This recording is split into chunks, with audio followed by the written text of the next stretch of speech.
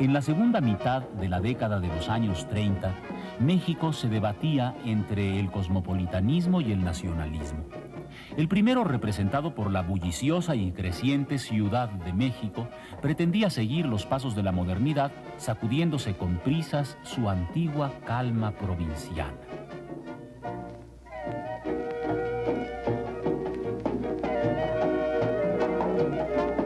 Esa calma que todavía se respiraba en las principales calles del centro ante la vista de sus complacidos pobladores. Aunque a veces tal complacencia se interrumpiera entre multitudes, coqueteos y pisotones. La provincia mexicana se unía al mundo cosmopolita a través de múltiples vías de comunicación. Varios miles de kilómetros de carreteras pavimentadas se sumaban al otro tanto de vías férreas que permitían el intercambio entre ciudad y campo.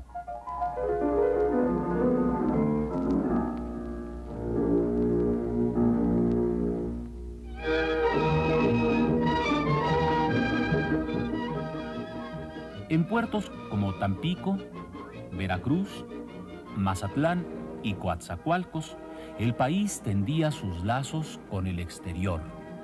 Y los modernos aviones también contribuían a reducir las distancias que separaban a México de otras naciones. En aquellos años, la vía de comunicación más popular era la radio. A través de sus ondas se informaba sobre toda clase de eventos políticos, económicos y sociales. Pero el motivo de intercambio más socorrido por las ondas hertzianas fue el entretenimiento, con todo y sus comerciales.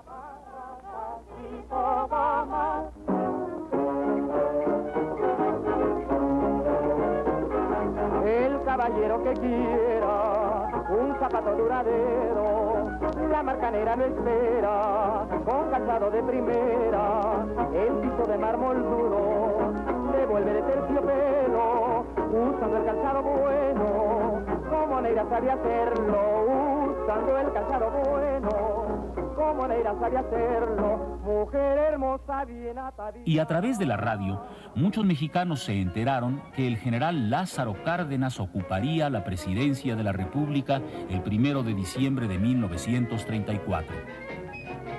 El general Abelardo L. Rodríguez entregó la banda al candidato triunfador del Partido Nacional Revolucionario, quien a los 39 años de edad se convirtió en el general revolucionario más joven que ocupara la presidencia mexicana en el siglo XX.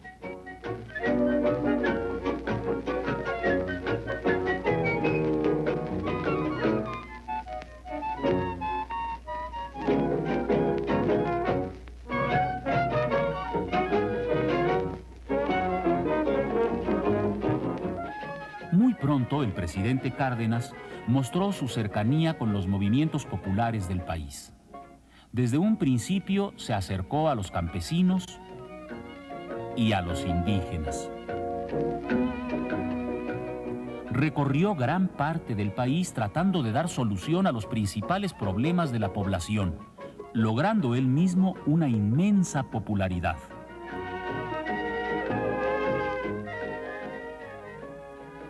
Parte del proyecto de gobierno del general Cárdenas descansaba en la industrialización del país. Sin olvidar a los obreros, esa industrialización debía hacerse para incorporar a México a la pujante economía internacional. Había que salir de la severa crisis mundial sufrida a fines de los años 20. Por ello, durante la segunda mitad de los años 30, era necesario dar un gran impulso a la industria mexicana. El gobierno se encargó de construir la infraestructura y la iniciativa privada, estimulada por la oportunidad de obtener grandes utilidades con pocos riesgos, echó a andar sus fábricas.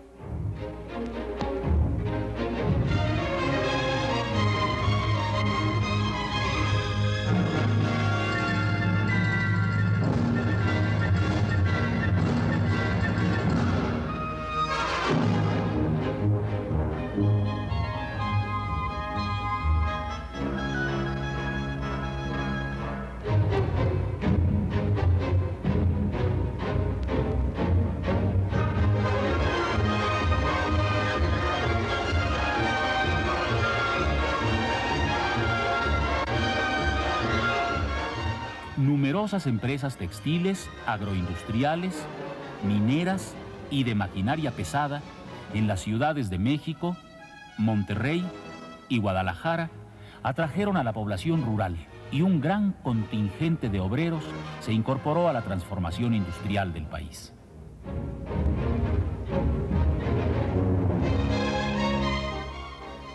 El apoyo que el gobierno dio al movimiento obrero nacional se manifestó en la creación de la Confederación de Trabajadores Mexicanos, la CTM, que guiada por su secretario general Vicente Lombardo Toledano, no tardó en convertirse en fuerte aliado del régimen. Pero aquella reestructuración del país suscitó bastantes conflictos. Uno de los más sonados fue aquel en que el grupo de choque contrarrevolucionario Los Camisas Doradas atacó a los obreros del Volante durante una manifestación el 20 de noviembre de 1936. Y no solo la política obrerista fue blanco de objeciones. Grupos eclesiásticos también se opusieron al régimen cardenista. Todavía no se calmaban las pasiones de estos herederos de los conflictos religiosos que el país había experimentado en los años 20. La convivencia entre autoridades revolucionarias y jerarquía católica seguía siendo un tanto difícil, aunque en apariencia se tendiera a la calma. Las cosas se complicaron a los pocos días de que el general Cárdenas asumiera la primera magistratura. Un agarrón entre los radicales camisas rojas del recién nombrado secretario de Agricultura Tomás Garrido Canaval y los feligreses de Coyoacán aumentó la agitación. El saldo de varios muertos hizo que los ánimos católicos se caldearan. Sin embargo, lo que más agitó aquellos días fue la expulsión del general Plutarco Elías Calles. El general Calles se había convertido en la figura más poderosa del país y obstaculizaba con frecuencia los proyectos cardenistas. Fue por ello que el presidente optó por su expulsión del territorio nacional. La medida tuvo el apoyo de un amplio contingente popular y de esa manera se pudieron acelerar las reformas. No, no, no, no, María Cristina, que no, que no, que no, que no. ¡Ay! En primer lugar, se llevó a cabo una intensa labor en el campo. Durante los 6 años de gobierno del general Cárdenas, se distribuyeron casi 20 millones de hectáreas. Apoyando sobre todo al ejido, el proyecto cardenista estableció un nuevo orden rural bajo los auspicios del gobierno. Se crearon el Departamento Agrario y el Banco de Crédito Ejidal, que fueron los encargados de distribuir y refaccionar las tierras. La ansiada redención. Voy a empezar a cantarles la canción del agrarista, que dirá muchas verdades, señores capitalistas. Es el cantar de los pobres que en el campo trabajamos. El proyecto cardenista hizo lo posible por acabar con la miseria campesina que asolaba al país desde épocas inmemoriales. Y en gran medida logró que aquella miseria disminuyera un poco. La precariedad seguía vigente en la mayor parte de la población rural y acabar del todo con la miseria no fue posible. Sin embargo, la distribución de la tierra adquirió tal fuerza que superó con mucho la de los gobiernos anteriores, y por ello el impulso agrarista fue sello inconfundible del cardenismo. Otra modalidad importante de la reforma agraria fue aquella que puso especial atención a los grupos indígenas. Se procuró levantar el nivel de vida de los indios sin afectar demasiado sus propios estilos culturales. La tarea fue harto difícil y no siempre tuvo el éxito deseado. Pero la vida en el campo contrastaba enormemente con aquella que se retrataba en el cine. Esos años fueron los que vieron surgir a los ranchos grandes y chicos con sus charros y sus chinas y sus canciones. No me presumas ni me vengas con tus cosas, ni te molestes en pensar en mi querer. Muy lejos del campo real Estas películas quisieron ver un México rural inexistente, alejado de toda miseria y conflicto, lleno de fiestas y bailes, de canciones y fanfarronería. No así las películas sobre la revolución, que claramente asumieron un tinte crítico. Que por más que aquí abajo hacemos y deshacemos, allá arriba nada cambia. Mira. La Revolución Mexicana se empezaba a institucionalizar y con ella los charros. En 1938, el Partido de la Revolución Mexicana se erigió en el representante oficial de la actividad política nacional, así como los charros se convirtieron en el símbolo de la mexicanidad. Entre chicas bonitas, caballos y toros, los charros se transformaron en artículo de exportación. Lo mismo sucedió con los mariachis y con todo aquello que hablara de la belleza y el arte de la tierra tapatía.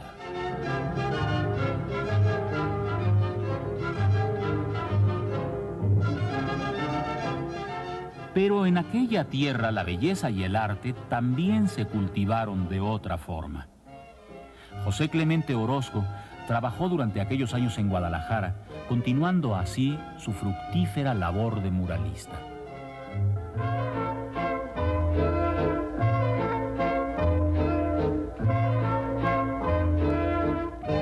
El muralismo también siguió comprometido en las manos de David Alfaro Siqueiros, quien para entonces no tardaría en trasladar su compromiso hacia la guerra en España.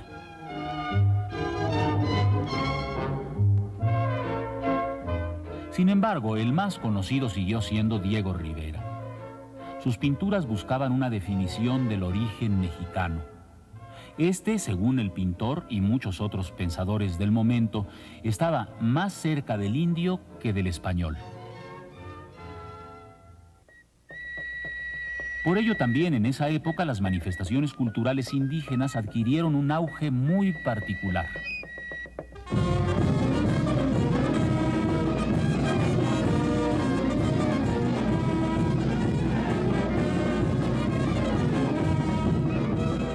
Aunque a veces así lo pareciera, no solo se trataba de reivindicar al indio como tema del folclore. También se pretendió reconocer la importancia de las distintas etnias mexicanas, fomentando la construcción de cooperativas de producción, centros de salud y escuelas. Durante aquellos años la educación en general vivió un impulso inusitado. La llamada educación socialista intentó generar una conciencia colectiva sobre las responsabilidades sociales de cada joven mexicano.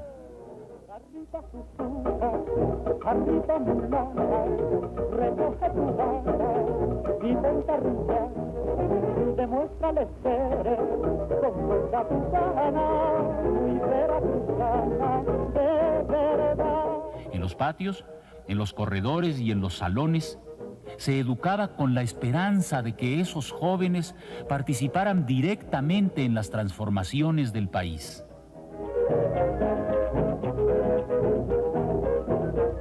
Ahora mi negra, arriba arriba mi nana, recoge tu bata mi negra y vuelve a arrastrar, demuéstrales que eres con toda tu gana.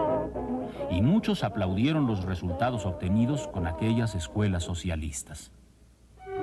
La educación superior, por su parte, no siempre facilitó las cosas para el régimen. Sin embargo, supo ser solidaria con los cambios y desfiló frecuentemente a favor de las mayorías.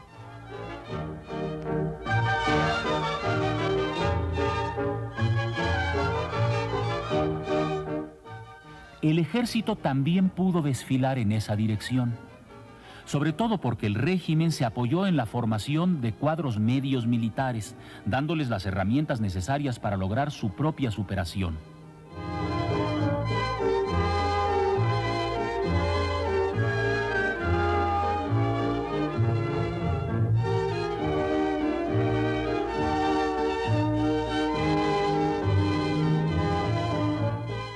También en las escuelas del ejército surgirían los encargados de transformar al país.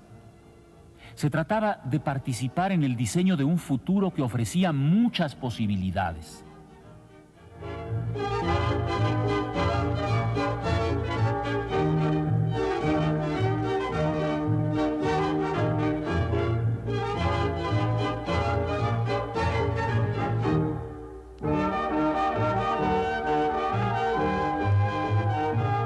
Así los militares y los civiles debían entrar en comunicación sin demasiados problemas.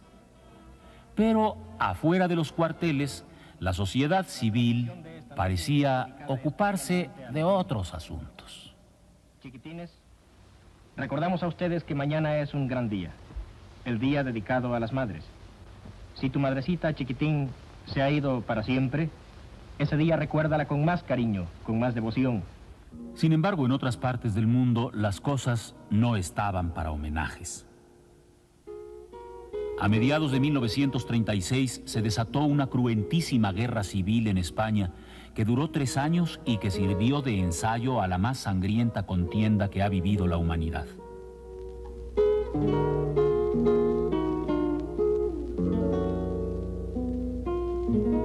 El régimen republicano español no pudo resistir el embate del ejército franquista apoyado por el ascendente fascismo centroeuropeo.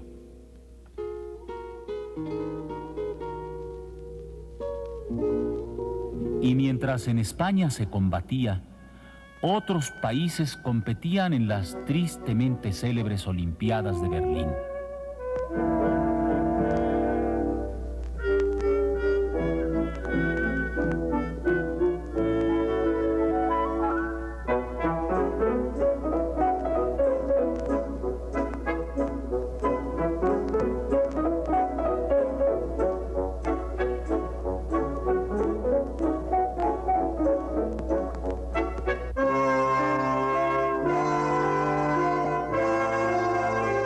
La antorcha olímpica llegó hasta el centro de la ambición y el poder desmedidos.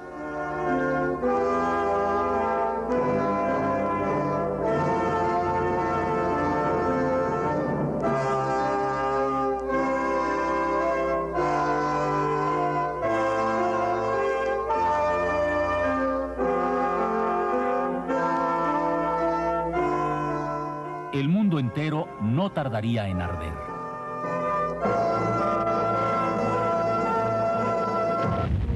Y mientras tanto, España se desangraba.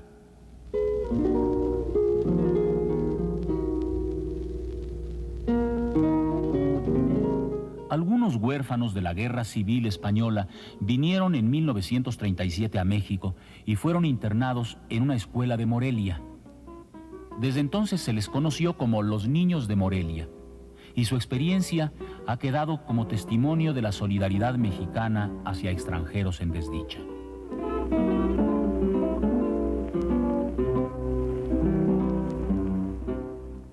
En 1937 otro extranjero en desdicha fue recibido en México.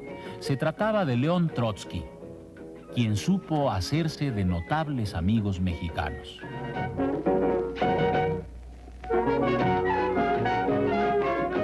En ese entonces México era un país particularmente atractivo para extranjeros. Tanto para aquellos que ya llevaban tiempo aquí, como para los visitantes recientes, los mexicanos no solo teníamos nuestra clásica autenticidad, sino que también éramos muy afectos a las influencias externas.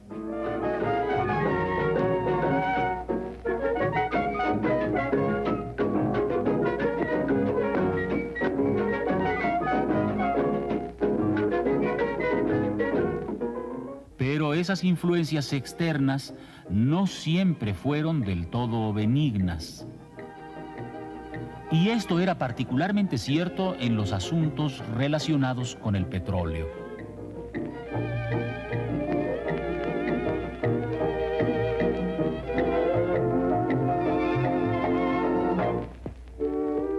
El elemento imprescindible para el desarrollo del mundo moderno era el oro negro, y México tenía mucho.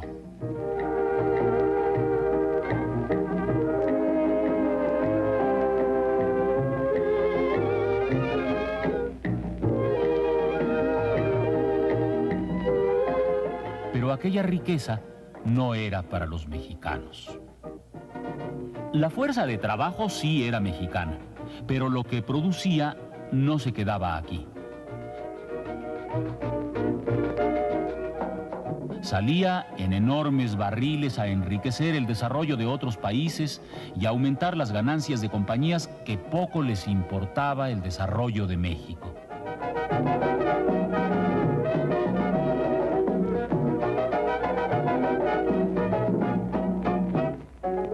Mientras tanto, los campos mexicanos se sembraban de refinerías y conductos que pesaban sobre el trabajo mal pagado de los obreros nacionales. La llama del descontento no tardaría en encenderse. Y el incendio dio lugar a uno de los momentos más relevantes de la historia del país.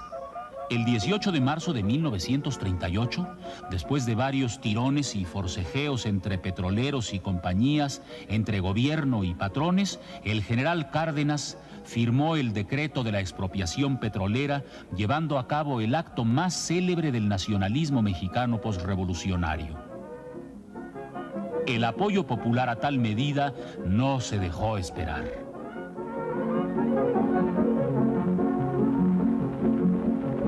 Ya muy lejos los grandes poderosos y a nuestra linda tierra vinieron a explotar. Dejaron ya los campos, los tanques y los pozos y el rico aceite negro que es producto nacional. Se van los extranjeros de Tuxpan y Tampico, de toda la Huasteca que abarca esta región. Magnates petroleros que ahí se hicieron ricos, pelaron todos gallos con la ley de expropiación.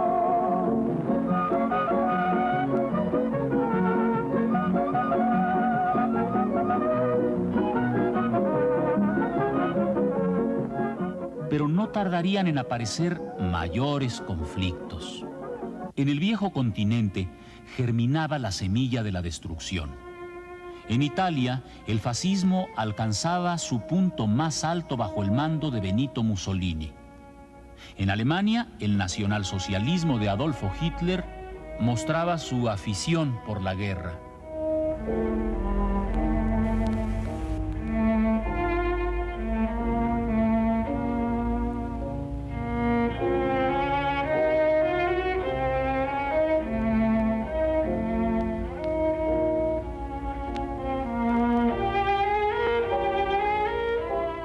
Y en España, el triunfo de Francisco Franco fue señal de que el militarismo había entrado por la puerta grande al desconcierto de las naciones.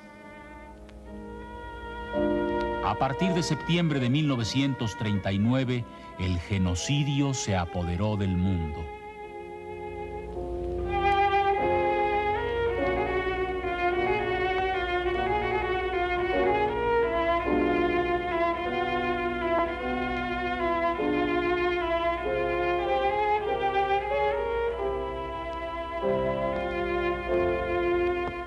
En México las cosas marchaban de otra manera.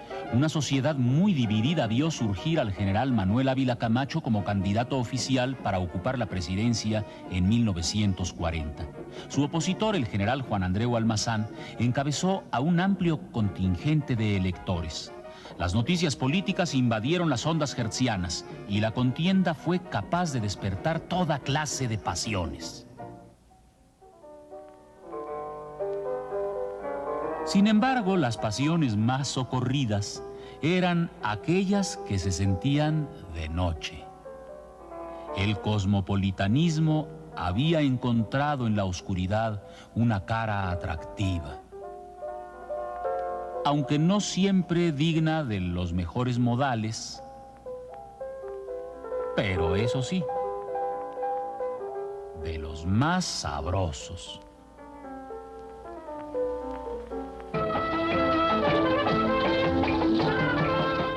Como el baile, por ejemplo, que tanto se disfrutaba en cabarets y salones de la Ciudad de México.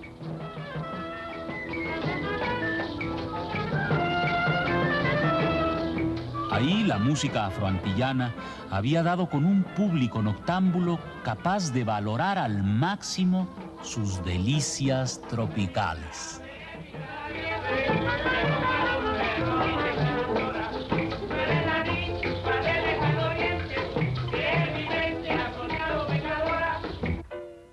Mientras tanto, la noche seguía albergando aficiones provincianas mezcladas con una fuerte dosis de cultura urbana.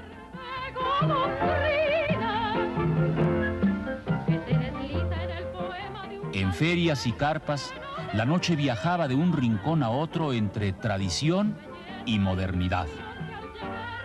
Y sobre todo en la radio de aquellos años 30 quedó la huella de una época llena de optimismo, pero también de incertidumbre. La sombra de la duda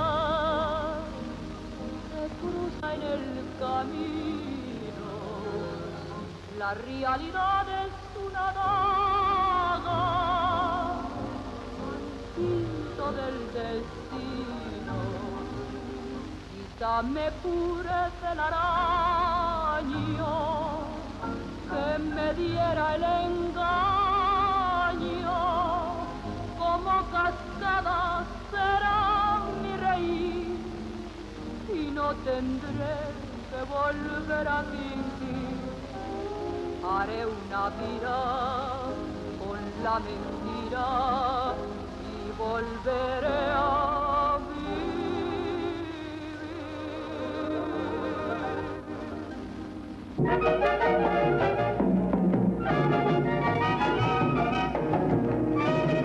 María Cristina me quiere gobernar, oye, ay me quiere gobernar, anda, ay me quiere gobernar, si no, ay me quiere gobernar.